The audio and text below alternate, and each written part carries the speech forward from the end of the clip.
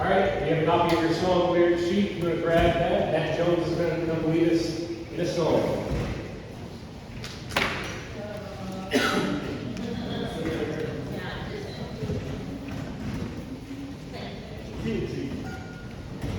All right, y'all stand if you would. We'll sing both verses and choruses. What a day that will be.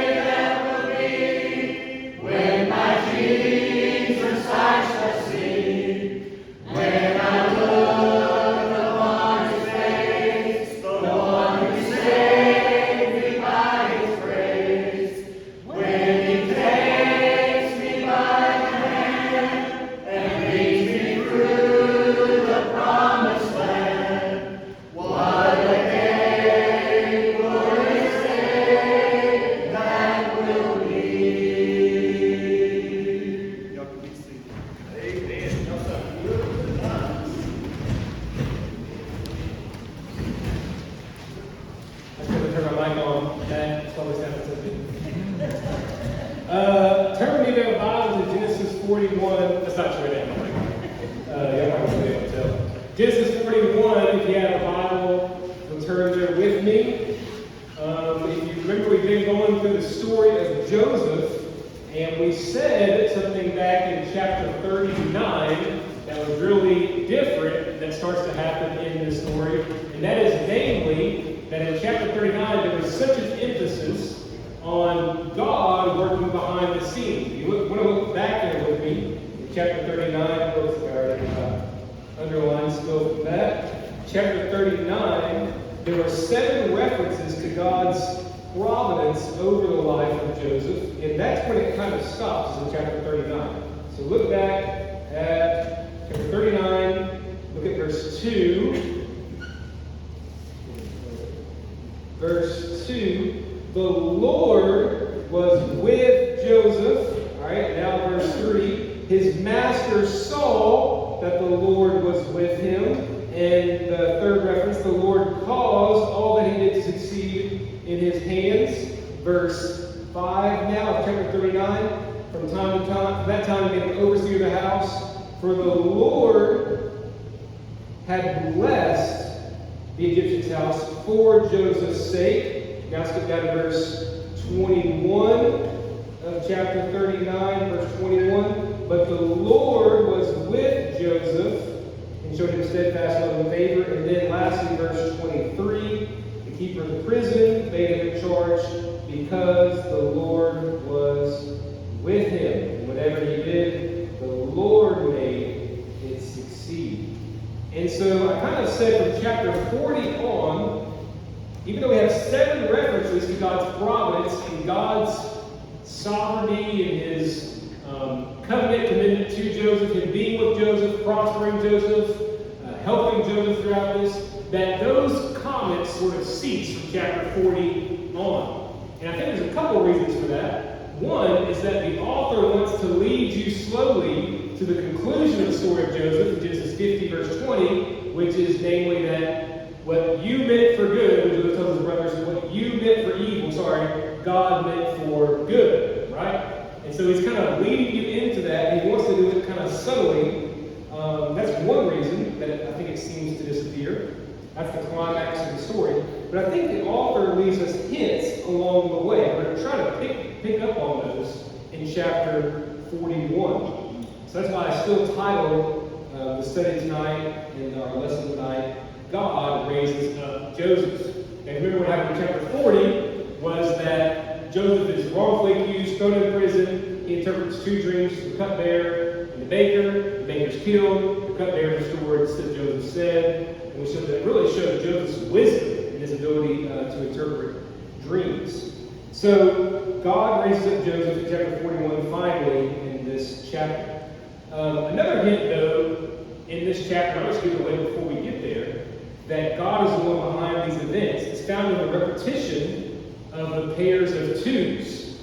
If you remember, we talked about that a number of times in the story of Joseph. He had these pairs of twos that come up all throughout the story. So we get that interpretation from verse 32 of chapter 41. So skip ahead. I'm just going to give this away before we get started. Verse 32 of 41. Joseph straight up tells Pharaoh, he says, and the doubling of Pharaoh's dreams means what? That the thing is fixed by God, and God will shortly bring it about. So you have all these parentheses, these little comments by the narrator in chapter 39. The Lord was with Joseph. The Lord made everything to prosper. The Lord helped him. The Lord was with him. And then here in chapter 41, verse 32, we're going to get these repetitions of twos throughout the chapter. And the reason I believe we get the repetition of twos is to show that God is still in control. God's still got this. God has not forgotten about Joseph. He's still with him. He's still providentially ruling and reigning.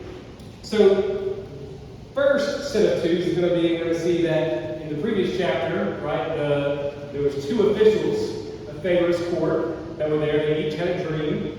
And they, if you remember, they retold their dream twice. Instead of once in chapter 40, we're going to see it once again in chapter 41 when the cupbearer retells his dream. So 2 officials, 2 dreams, to be told twice.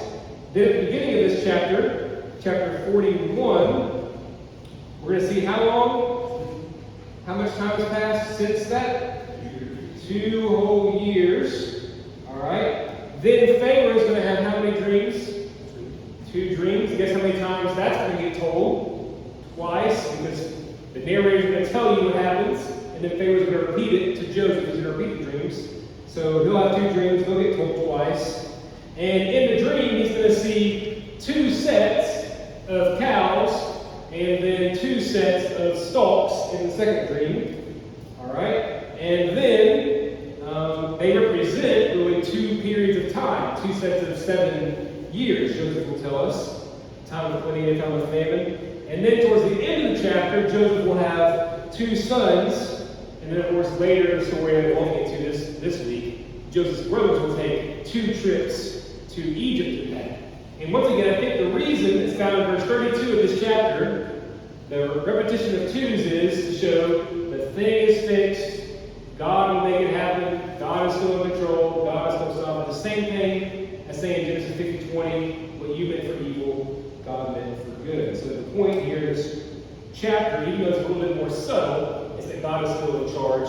He's going to be the one to raise up Joseph from out of prison and to second in command in all of Egypt. So to keep with that theme, I want us to look at two scenes tonight. First, we'll look at Pharaoh's dreams, and second, God raising up Joseph. So first scene, Pharaoh's dreams. This is a long chapter. If you can't tell me Bibles, I'm going to try to summarize this first scene for you of Pharaoh's two dreams. First thing I want to show you in verse 1 here, chapter 41, though, is how much time has passed. 2 whole years. Notice that word whole there. Literally in Hebrew, it's 2 years of days. And obviously the 2 years had days in it, right? The point is to show that it was 2 long years. 2 whole years. Remember how chapter 40 ended? The cupbearer was supposed to do what? Yeah, Joseph said, don't forget me, tell the king about me. And yet, what has happened? 2 whole years. You think Joseph started to think maybe the cupbearer forgot him? And you think he started to think maybe God has forgotten him? Probably so. It's not just been 2 whole years, but really this whole process from the time that he was tricked and sold into slavery by his brothers has been about 13 years. And so it's been a long time of trials. A lot of us, when we're going through trials, our immediate response to trials is what? God, get me out of this trial, right? And I think we learned a little bit of something here in this trial of Joseph. Namely that maybe our prayer shouldn't always be, get me out of these trials, but according to Romans 8, put for me anything which is Christ. It's what the trials are for, right? And so 2 whole years have passed. Joseph has to be concluding, the cupbearer's forgotten me, and maybe even God has forgotten me. But we'll come back to that theme here in a little bit. Immediately, the scene goes straight to Pharaoh. All right, so it's like 2 whole years. Just want to let you know that. And then Pharaoh's dreams pick up. He has 2 dreams. Someone would tell me what the first dream is?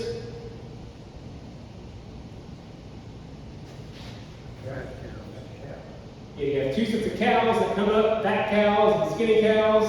And the skinny cows turn out to be carnivores, right? You don't usually see carnivorous cows, but that's what happens. The 7 skinny cows are carnivores that eat the 7 fat cows. And then you kind of have the same dream repeated in a stall. Now, y'all remember that the first dream, the second dream that Joseph had, the second dream was kind of or the first dream was an agricultural dream, and the same thing happened with the cupbearer and the baker. And here that seems to be the case with these stalks. So you have 7 skinny stalks, they eat up the 7 fat stalks, and this is like a horror movie nightmare type dream. Pharaoh wakes up. Notice verse 8, as we end this section, Pharaoh awoke, behold, it was a dream. So in the morning his spirit was troubled. Literally, this is his spirit pounded, his heart's pounding. So what does he immediately do? He calls for the magicians and the wise men. Pharaoh tells him the dream, but there was no one who could interpret it to Pharaoh.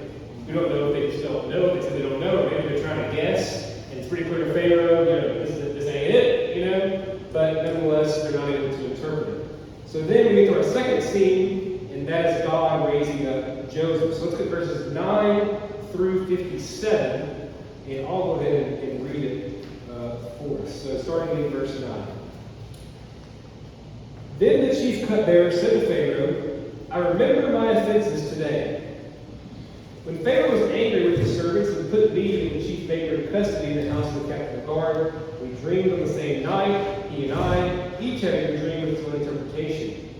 A young Hebrew was there with us, a servant of the captain of the guard. When we told him, he interpreted our dreams to us, giving the interpretation to each man according to his dream. And as he interpreted to us, so it came about. I was restored to my office, and the baker was hanged. Then Pharaoh sent and called Joseph, and they quickly brought him out of the pit. And when he had shaved himself and changed his clothes, he came in before Pharaoh. And Pharaoh said to Joseph, I have had a dream, and there's no one who can interpret it. I have heard it said that when you hear a dream, you can interpret it. Joseph answered, Pharaoh, it is not in me. God will give Pharaoh a favorable answer. Then Pharaoh said to Joseph, behold, in my dream, I was standing on the banks of the Nile, and here we're going to get the second repetition of the dreams. 7 cows, plump and attractive, came out of the Nile and fed in the reed grass. 7 other cows came after them, poor and very ugly and thin, such as I had never seen in all the land of Egypt. And the thin, ugly cows ate up the first 7 plump cows. But when they had eaten them, no one would have known that they had eaten them, for they were still as ugly as at the beginning. Then I awoke. I also saw in my dream 7 ears growing on one stalk, full and good. 7 ears withered, thin, and blinded by the east wind, sprouted after them, and the thin ears swallowed up the 7 good ears. And I told it to the magicians, but there was no one who could explain it to me. Then Joseph said to Pharaoh, the dreams of Pharaoh are one. God has revealed to Pharaoh what he is about to do. 7 good cows are 7 years, and the 7 good ears are 7 years. The dreams are one. The 7 lean ugly cows that came up after them are 7 years. The 70 years blotted by the east wind are also 7 years of famine. It is as I told Pharaoh. God has shown to Pharaoh what he is about to do.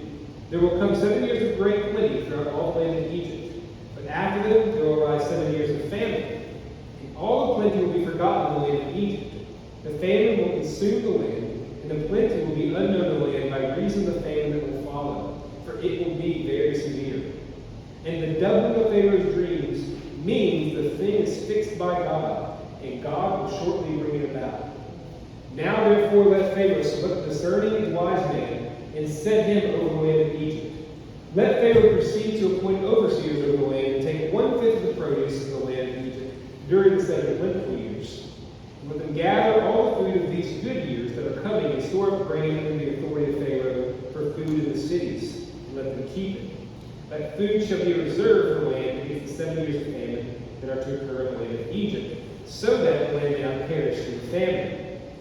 This proposal pleased Pharaoh and all his servants. And Pharaoh said to his servants, can we find a man like this, in whom is the Spirit of God? Then Pharaoh said to Joseph, since God has shown you all this, there is none so discerning and wise as you are. You shall be over my house, and all my people shall order themselves as you command. Only as regards the throne will I be greater than you. And Pharaoh said to Joseph, see, I have set you over all the land of Egypt. Then Pharaoh took his signet ring from his hand, and put it on Joseph's hand, and clothed him in garments of fine linen, and put a gold chain about his neck. He made him ride in the second chariot, and they called out before him, bow the knee. Thus he set him over all the land of Egypt. Moreover, Pharaoh said to Joseph, I am Pharaoh, without your consent, no one shall lift up hand or foot in all the land of Egypt. And Pharaoh called Joseph's name Zephanath-Paneah, and he gave him in marriage Asenath, the daughter of Potiphar, priest of On. So Joseph went out over the land of Egypt. Joseph was 30 years old when he entered the service of Pharaoh, king of Egypt, and Joseph went out from the presence of Pharaoh and went through all the land of Egypt. During the 7 plentiful years, the earth produced abundantly, and he gathered up all the food of these 7 years which occurred in the land of Egypt, and put the food in the cities. He put in every city the food from the fields around it, and Joseph stored up grain in great abundance, like the sand of the sea, until he ceased to measure, for it could not be measured. Before the year of famine came, 2 sons were born to Joseph. Asenath, the daughter of Potiphar, priest of On, bore them to him. Joseph called the name of the firstborn Manasseh. For, he said, God has made me forget all my hardship and all my father's house. And in the second he called Ephraim, for God has made me fruitful in the land of my affliction.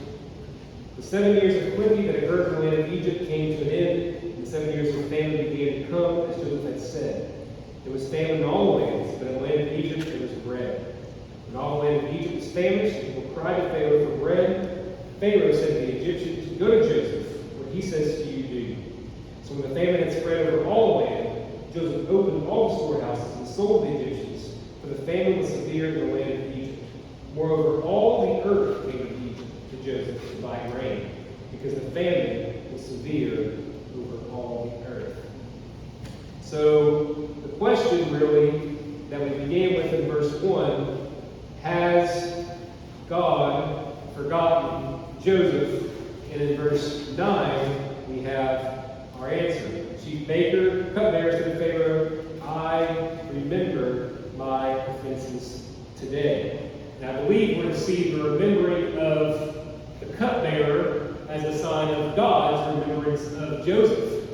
The Bible uses this language all the time of God remembering, even though we know doctrinally God doesn't forget anything, right? He's omniscient, He knows all things. But the Bible uses kind of language all the time to remember His covenant with His people. And so if you remember in Genesis 8:1, when the flood waters were over the face of the earth and Noah and his family were in the ark, what does it say in Genesis 8:1? God remembered Noah and his family. Or when Leah is bearing all these children and Rachel has none, you know what it says of Rachel in Genesis 30:22? And God remembered Rachel. Or in Exodus 2:24. Somebody want to get that one for me? Exodus 2:24. Mr. Ben, can you get that for me?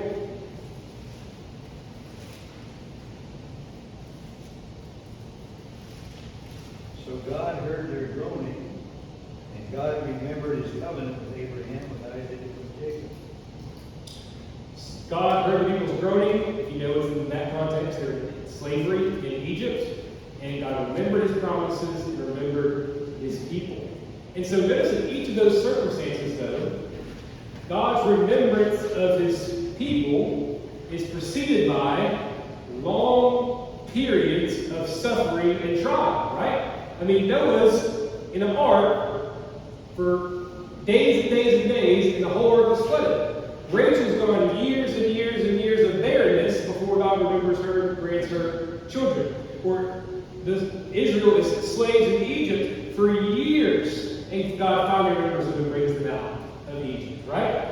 And the same thing is true here. Joseph has been going through all kinds of trials and tribulations for 13 years, another 2 years since he's told the cupbearer to remember him, and finally, the cupbearer remembers, I think we're supposed to see it as God remembering and God being ready to restore Joseph. So, God does keep His promises. He is with His people. He will bring about His promises. They just might be slow sometimes. God does things in His timing. God is way more patient than you are. But remember this, God hasn't forgotten you in the midst of trials. So the cupbearer's remembering is a picture that God hasn't forgotten Joseph and that God is working. So the cupbearer remembers Joseph, recommends him, they get him, and notice what they do for him in verse 14. Look at verse 14. Then Pharaoh sent and called Joseph, and they quickly did what? Brought him out of the pit, and when they shaved him, and then they what? Changed his clothes. Look a little bit later on in verse 42. Verse 42, they're going to actually change his clothes again after he interprets the dreams, and Pharaoh puts him in charge of second in command in all of Egypt. Then Pharaoh took a signet ring from his hand and put it on Joseph's hand, and they did what? Clothed him in garments of fine linen. What do you make of that?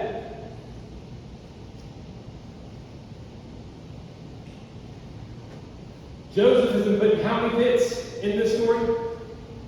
2, right? One by his brothers. And now, notice when they bring him out of prison, they don't say they brought him out of prison. What do they say they brought him out of? The pit. Same word as whenever they bring him out, when his brothers take him out of the pit to sell him into slavery.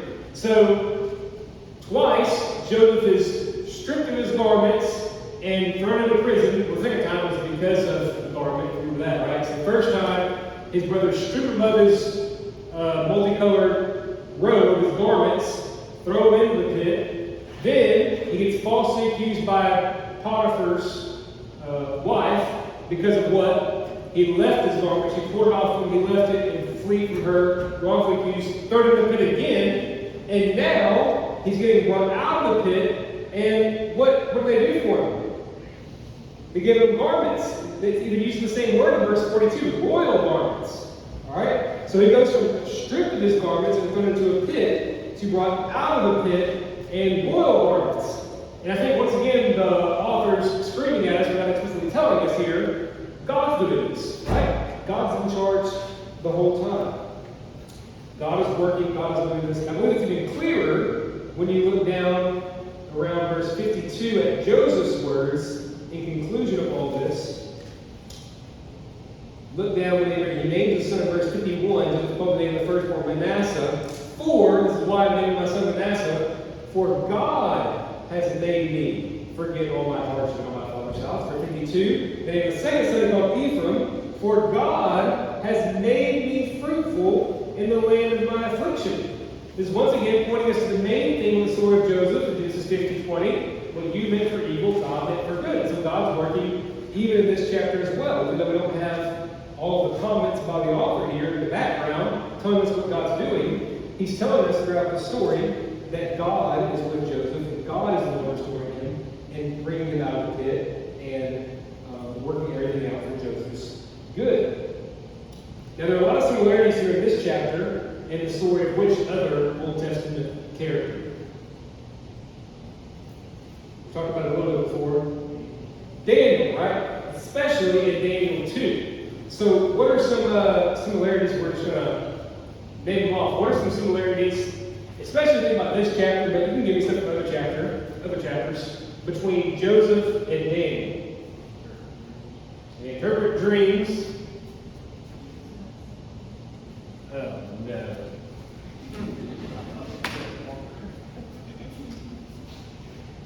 Interpret dreams. I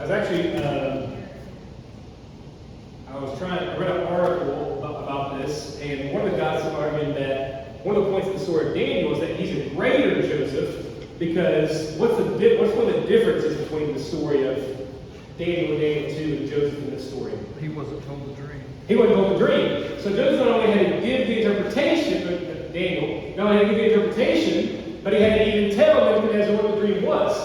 The one pushback I have on that is, and I'm going to highlight it later, but I think it's so important to the points, I think, is Joseph is asked for the dream's interpretation. He gives the interpretation, and then what else does he do? Verse, it's like 33. What to do about it? He tells him what to do about it. I'm going to tell you what's going to happen, and then I'm going to give you the wisdom and the knowledge and the skills and the plan to react to it and what you should do, Pharaoh. So, I mean, that's a pretty big deal. If Daniel's is greater than Joseph, which I don't think is necessarily the point,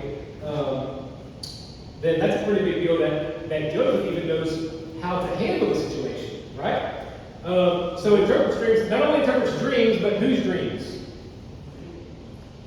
Foreign rulers, right? King Nebuchadnezzar in Daniel 2, and Pharaoh in the case of Joseph. Not only that, but how many dreams do they interpret? 2 dreams. If you remember Daniel, he interprets the king's dream twice. All right, what else? Both thrown in the pit. What's that? Both of them thrown in pits. Lions den. Both of them thrown in the pits. Yep, both thrown into the pit. Signet ring was used. All right, now we're going to be fast. Signet ring. What else? Name changes. That was one that I had. What else? What was that one? They're both exiles in a foreign land, so they're in a foreign land. What else? Both were exalted. Those become like second in command or the king's court. What else?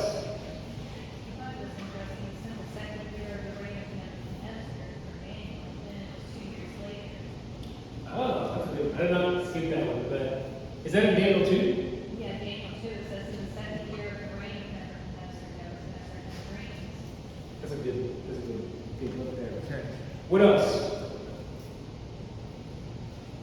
They both have the Spirit of God.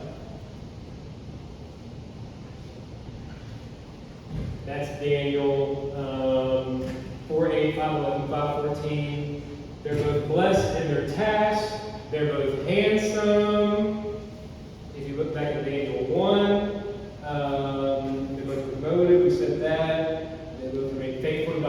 exile. They both suffer unjustly. We kind of talked about that. What was that? Both tempted. Both tempted. Joseph was tempted by Potiphar's wife, and Daniel was tempted to eat the Babylonian food. Faithful when tempted. That's tempted right there. Any more? They both have wisdom. Genesis 41:39 for Joseph, Daniel 1:4 verse 20 for Daniel. So they both have wisdom. I think we got most of them. One of the, I guess we should probably say, one of the things that makes this even clearer, let me see if I have it here. But one of the things that makes this clearer is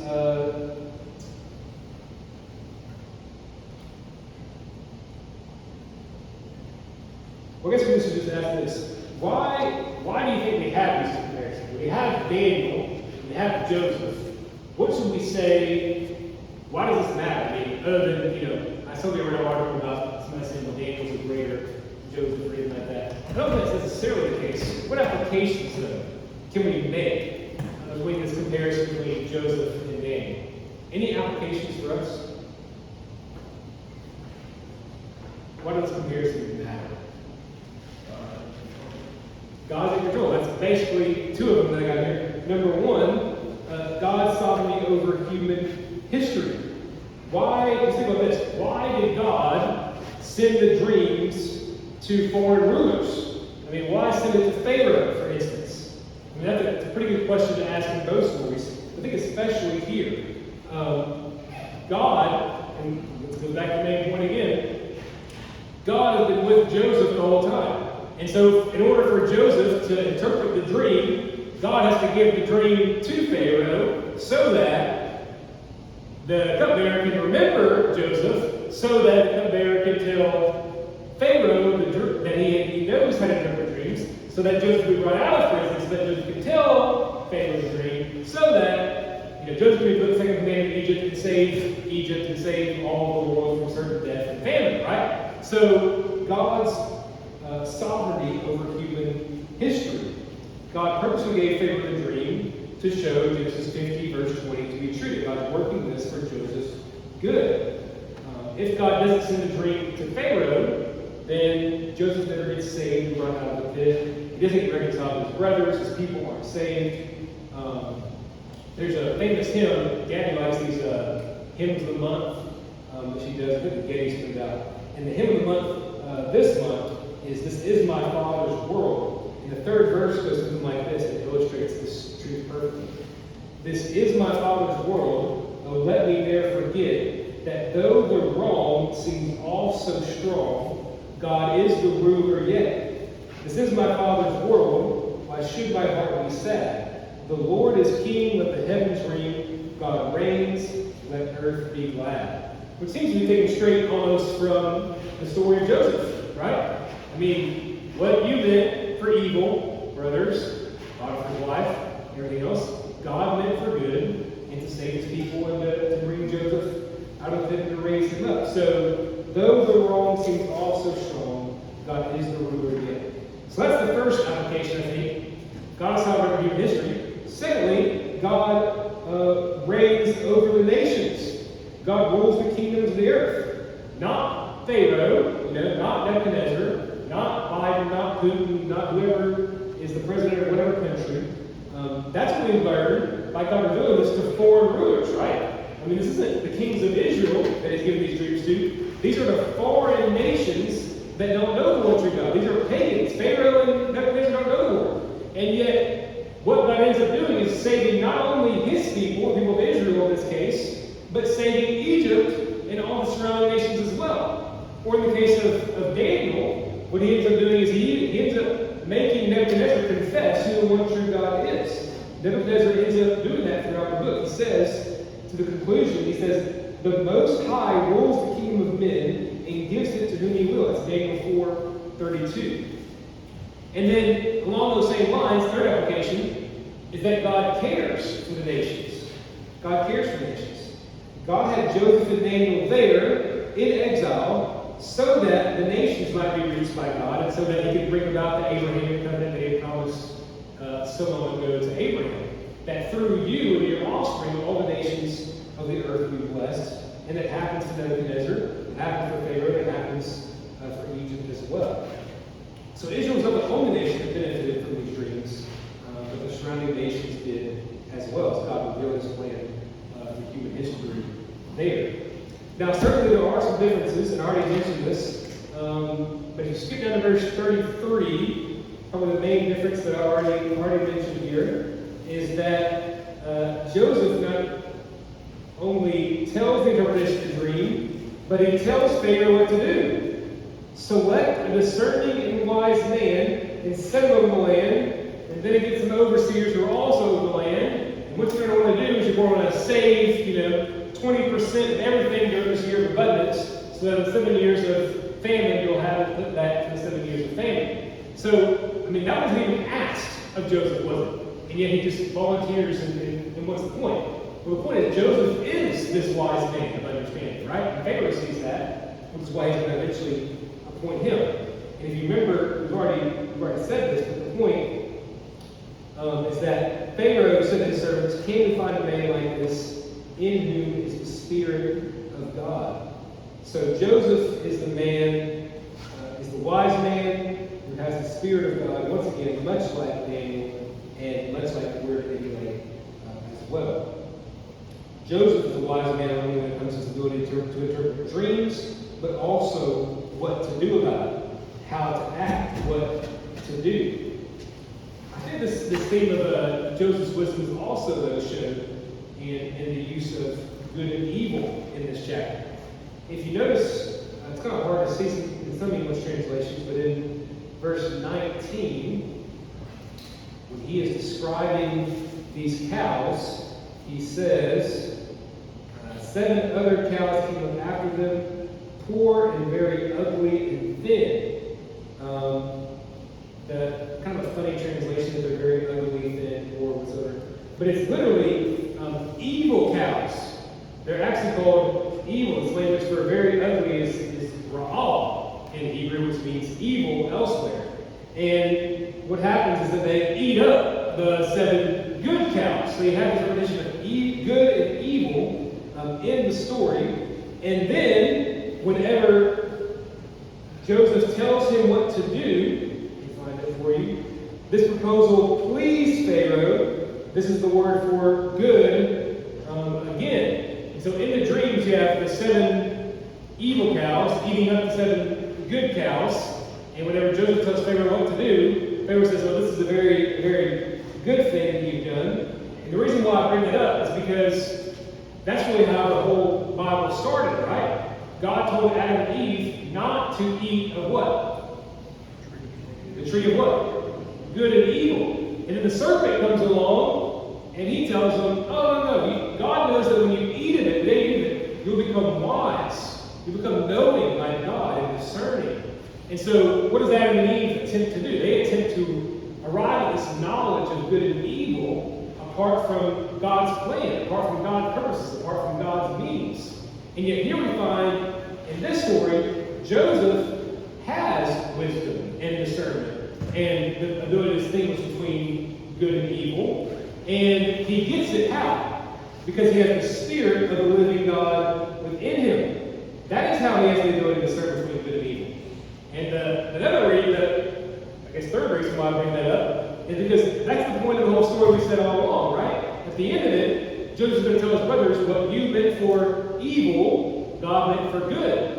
And so you can really say that's the whole point of the book of Genesis, right? At the beginning, you have the tree of knowledge of good and evil. At the end, Joseph tells his brothers, at the end of Genesis, what you meant for evil, God meant for good. And then really at the end of the whole Torah, the whole Pentateuch, the whole 5 books of Moses, in Deuteronomy 30, Moses tells the people, someone to get Deuteronomy 30:15 for me? Lucy, can you get that for me? Deuteronomy 30:15. Yes.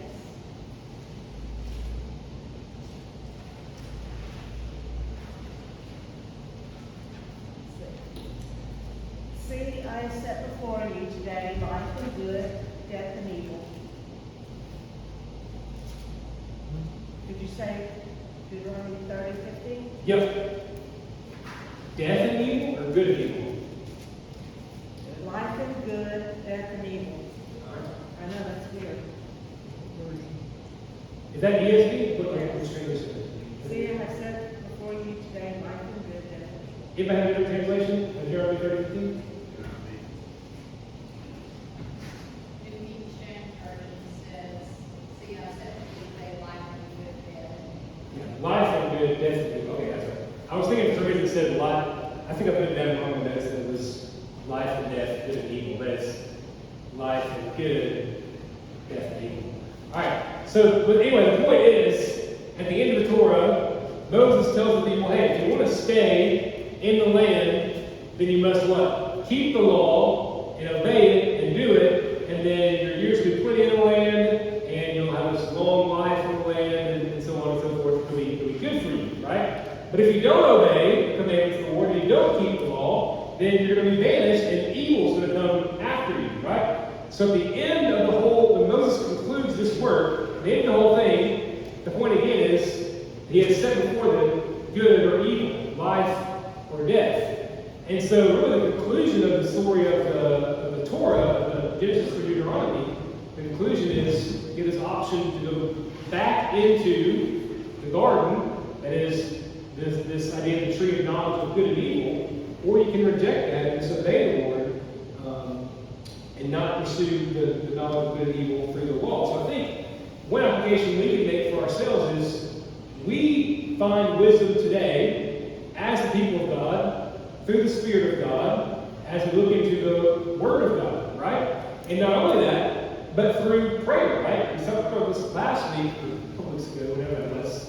That in the book of James tells us that if we want wisdom, we simply must ask it of the Lord. That doesn't necessarily mean that you just, pray once and you've got wisdom. That's not what that verse means, right? Oftentimes, we have to labor in prayer.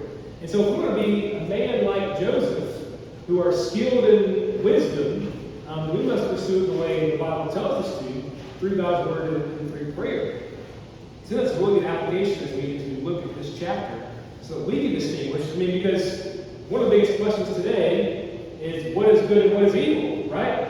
And we know it from God and from His Word. And that's one of the things we need most today. So by the end of verse 52, Joseph is living large, kind of in Egypt before the years of famine. He's second in command. He's got a wife. He has 2 kids. There's a lot of debate about that. Potiphar is the same guy as Potiphar. I don't know if that's the case or not.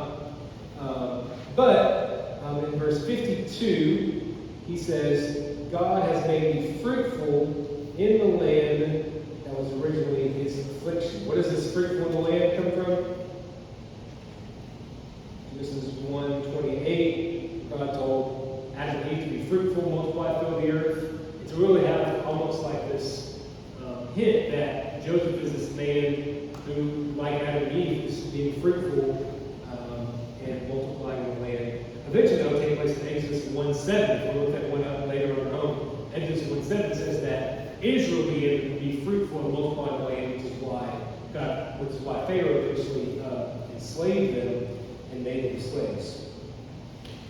And then one more thing worth mentioning. Did you notice how old Joseph was when all this was happening in verse 46? He was 30 years old when he entered the service of Pharaoh, the king of Egypt. Now, I could ask that question, why? Is that mentioned? Someone want to get Luke 3:23?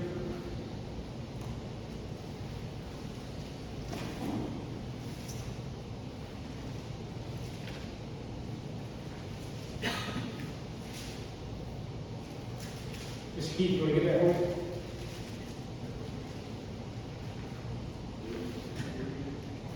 Luke 3:23.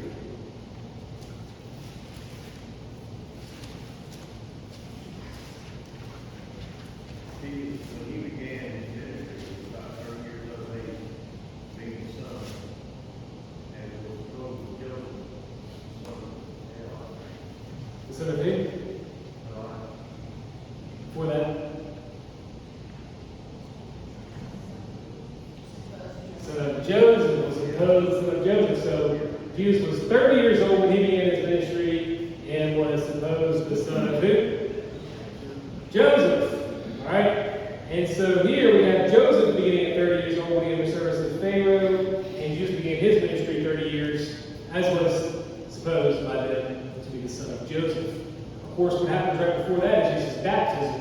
The Spirit descends on Jesus, which the Spirit is on Joseph in this chapter, and you hear this voice from heaven saying, "This is my what? This is my beloved son, with whom I am well pleased." Just like Joseph is the beloved son of his own father, and of course, he'll eventually be reunited with him in this chapter. So we have this, I think, allusion by Luke in Luke 3 to Joseph, who is 30 years old whenever he begins his work in Egypt as well. Of course, Jesus is going to go to the nation of the wilderness in that chapter 2, which is kind of a reversal for Joseph as Joseph's coming out of his trial.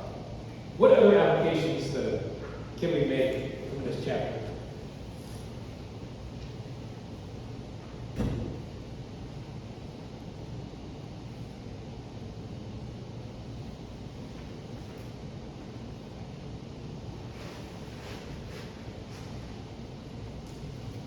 God's grace is gracious to citizenry, to warn. God's grace. Yep. Just to warn the people, not only Joseph and Pharaoh, but all the surrounding nations. What else?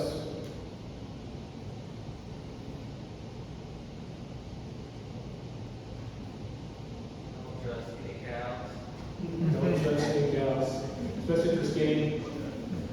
You like the fat I'm ones. looking at the back cows, if I want to move the back cows. I think number one of the main things here is, as I've already mentioned, this idea of seeking wisdom, right? Joseph, in the story of Genesis, is unlike any other character. He doesn't really mention much in the rest of the Bible, if we want to be honest. But he's displaying this personification of what it means to have wisdom from the Spirit, from the Lord. And that doesn't come nowadays, mainly by, seeking magic and interpreting dreams and all this stuff. It comes through knowing God's Word. God's put it before us. Choose you this day, life or death, good or evil. And we must choose the good in His Word and seek the Lord and ask Him in prayer for wisdom on how to best act in this world in the midst of choices between good and evil. And a lot of times, sometimes there's some choices that we have to make that aren't, simply clear, black and white. You can't point to one verse that says, do this and don't do this. And so we're faced with those kind of discernment decisions and choices every single day, especially in our world today. And we have to have the wisdom from God, from the Spirit of God, to know how to best make those choices in wisdom. And we're going to need to be in God's Word and know the black and white things pretty clear so that we can make a decision when it comes to the gray areas, right? So that's really what we need mostly, I think, is wisdom from God's Spirit and from God's Word. But also, we've already mentioned other ones. God's sovereignty over nations, His care for the nations, His sovereignty over the kings of the earth. What else? Any other applications? Be willing to suffer and don't complain about it. Be willing to suffer and don't complain about it? Not much complaining about Joseph in the chapter, no? In fact, he says when he names his first son, God has made me what? Forget my suffering that I've been through, right? So God had blessed him so much afterward, after his trial, that he completely forgot his suffering in the midst of the trial. Teach you to be patient with the trial. What's that? Teach you to be patient within the trial. Yeah, it teaches you to be patient in the midst of trials. God hasn't forgotten you, His people. He remembers you. He's with you. And His timing is just not your timing.